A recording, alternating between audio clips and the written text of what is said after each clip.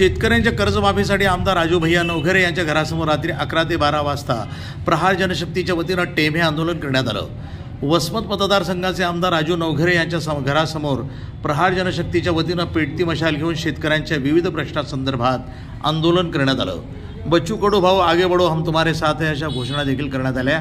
शेतकऱ्यांचा आसूड लिहिणाऱ्या महात्मा ज्योतिराव फुले आणि घटनेचे शिल्पकार डॉक्टर बाबासाहेब आंबेडकर यांच्या जयंतीचे औचित्य साधून महाराष्ट्रातील 288 आमदारांच्या घरासमोर प्रहार जनशक्तीच्या वतीनं आंदोलन करण्यात आलं।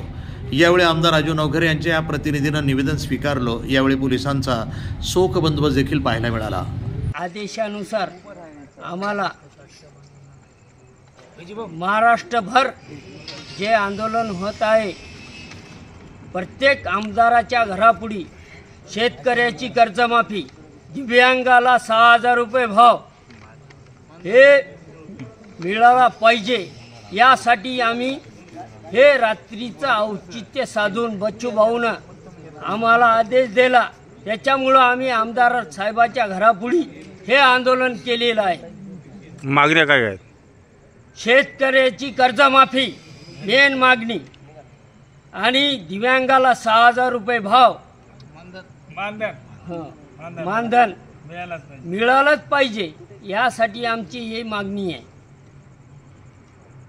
आज ज्योतिबा फुले यांच्या जयंतीनिमित्त आणि डॉक्टर बाबासाहेब आंबेडकर यांच्या जयंतीचे औचित्य साधून बच्चूभाऊ कडू यांच्या आदेशानुसार राज्यभरात प्रत्येक आमदाराच्या घरासमोर हे आंदोलन उभारण्यात आलेलं आहे। प्रमुख मागण्या, राज्य सरकारनं जे आहे निवडणुकीच्या पूर्वी जे आश्वासन दिलं होतं, शेतकऱ्याची कर्जमाफी करतो, 7/12 कोरा करतो, 3-4 महिने उलटून गेले सत्तेत येऊन, पण अजून त्यांनी काही शेतकऱ्याचा विचार केलेला नाही। दुसरी मागणी, शेतकऱ्याचे जे पेरणीपासून कापणीपर्यंत सर्व कामे MRGS मधून घेण्यात यावी।